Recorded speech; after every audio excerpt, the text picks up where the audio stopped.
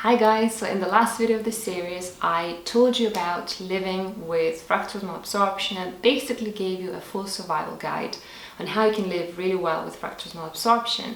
In this part we're going to talk about something called low FODMAPs diet or foods. I don't call things diets because I associate the word diet with fad diets, but this is not really a fad diet. This is just the ultimate resetting diet that resets your body and helps you absorb and tolerate foods much better and sets you up for future success. So let's jump into the video. First of all, let's talk about the gut and the importance of the gut.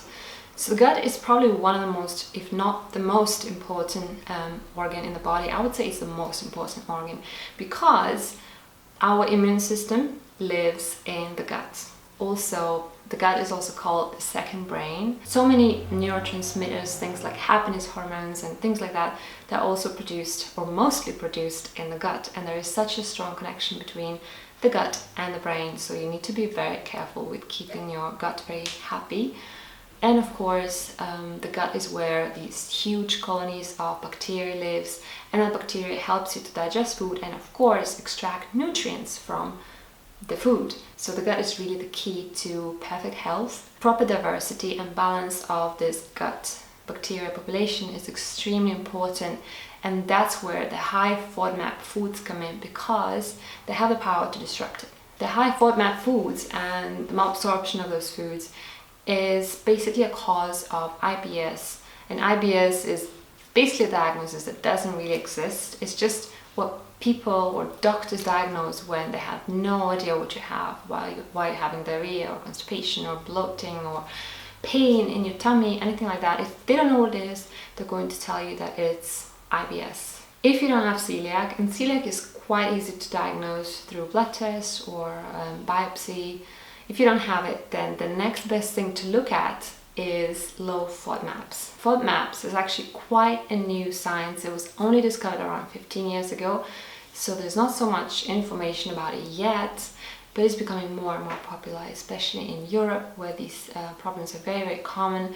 And the leading university in the world that is doing all of the research is called Monash, and they also brought out a very, very cool app to help people with FODMAP malabsorption, and I'm going to be talking about that a bit later. Basically, FODMAP stand for fermentable oligosaccharides, disaccharides, monosaccharides, and polyols.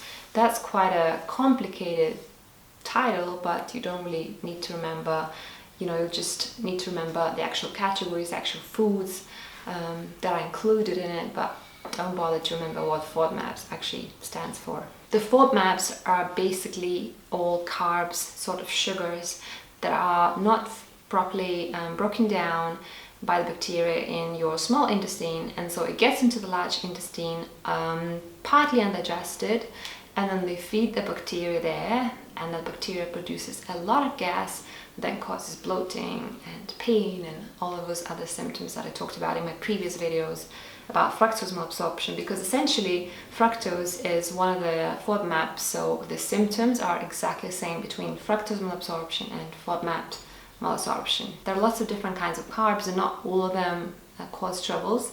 So there are things like starch, resistant starch, and fiber, glucose, and things like potatoes. They cause no trouble to us whatsoever, and often you hear people saying that carbs cause them troubles. Oftentimes it's not really the carbs themselves, it's just the certain carbs that they're eating that are high in FODMAPs. So talking about FODMAPs, let's talk about all the different foods and categories that are FODMAP. So basically let's try to translate it into normal human language.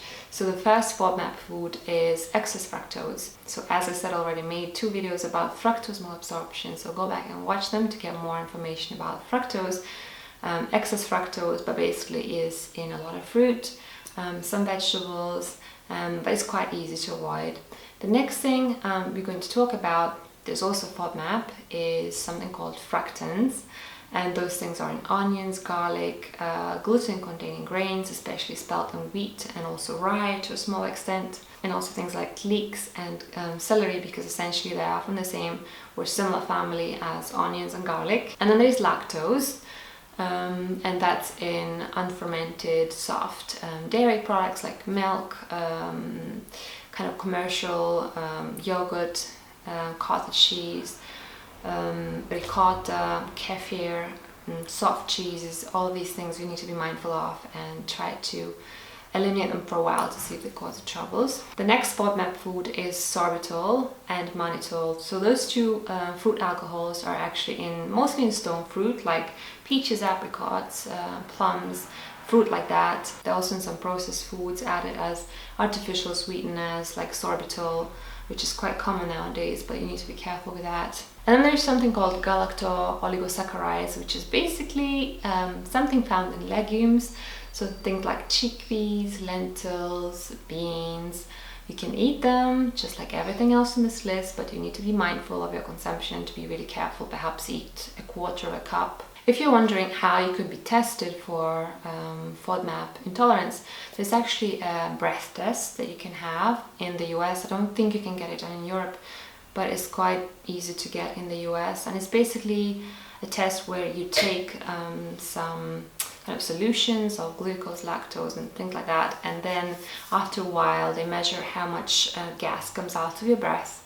It's usually just methane or hydrogen is the gas that the bacteria produces, and based on the level of gas in your breath they can tell whether you malabsorb those foods or whether you're okay with them.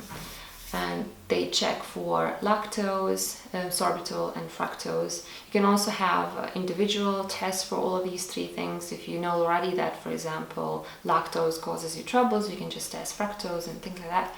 And of course, for most of us who are short of money or who live in countries where these tests are not available, there's always a choice to just try this diet for a few weeks and see if it makes a difference. If it does make a difference, then you have your answer. And of course, different people might have different foods causing trouble, so it doesn't mean that you're going to be unable to absorb properly process all of these categories of food. So some people have troubles just with fructose, other people have problems with just, let's say, fructose and lactose. Some other people have problems just with sorbitol. So it's different from everybody. That's why it's really important to not eat all of them for, let's say, 4 weeks, and then go from there, and by reintroducing them gradually and find out exactly what's causing your troubles. And you really don't have to start on this diet because most of the vegetables are perfectly safe. You can eat almost all of them. So things like bok choy, all kinds of lettuces, carrots, potatoes, cabbages, cucumbers, zucchini, aubergines, sweet peppers, these are perfectly safe for you. Obviously in normal quantities. I'm not talking about massive amounts. Every single vegetable has fructose as well, so don't overdo. But there's a huge choice of veggies that you can eat. Then there are a few veggies that are also okay in small amounts, so mostly just up to half a cup. Things like broccoli, sweet potatoes, Brussels sprouts, corn, okra, green peas, and pumpkin. You can eat them, but be mindful, don't overdo. Talking about fruit, most of the fruit is actually safe. There are not many kinds of fruit that are not to be eaten at all. And I actually talked extensively about that in my previous video, my Fructose Malabsorption Survival Guide. So I won't waste any more time talking about fruit in this video. But don't worry, a lot of fruit is actually perfectly safe for you to eat. Talking about lactose malabsorption, you can safely eat hard cheeses like Parmesan, also some blue cheeses like, properly fermented blue cheeses like most kinds of Brie, Camembert, Roquefort, also Gouda, Emmental, Gruyere. So basically hard fermented cheeses that don't have any lactose left. You can also safely eat properly fermented yogurt that's been fermented for 24 hours, and generally that has to be homemade because store-bought yogurt is not like that. It's usually fermented for just 12 hours, so there's still quite a bit of lactose left. You can also safely eat things like butter to a certain amount. Obviously, you're not going to eat the whole stick of butter at once. You can also eat small amounts of soft cheeses like cottage cheese or fresh goat cheese. Talking about grains, I already mentioned that gluten-containing grains, especially spelt and wheat, have a lot of fructans, but you can eat them perfectly safely if you make some sourdough bread. So learn how to make sourdough bread and your life will be so much easier.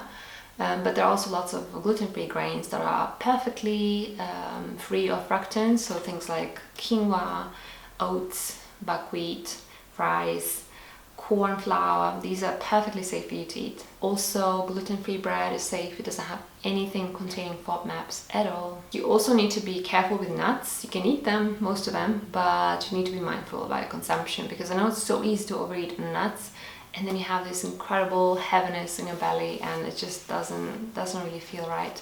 So be careful and don't overeat, especially things like almonds or hazelnuts. According to the guidelines, you shouldn't eat more than 10 at any one sitting.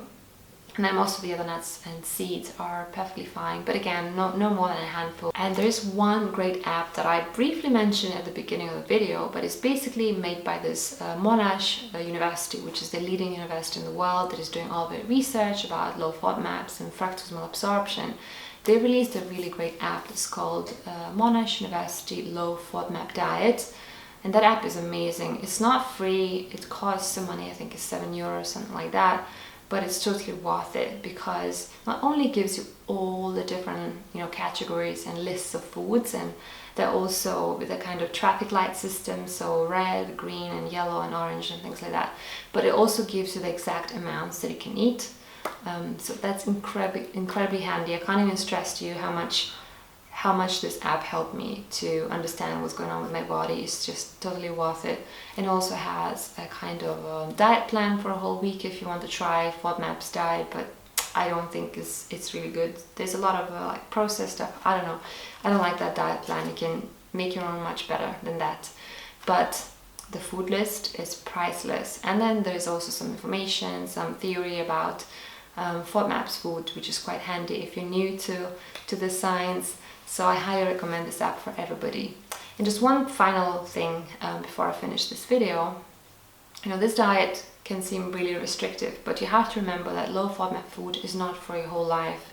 It's just like a reset diet. So it's just for a while, for a month or two, to let your body reset itself and to be able to tolerate more foods.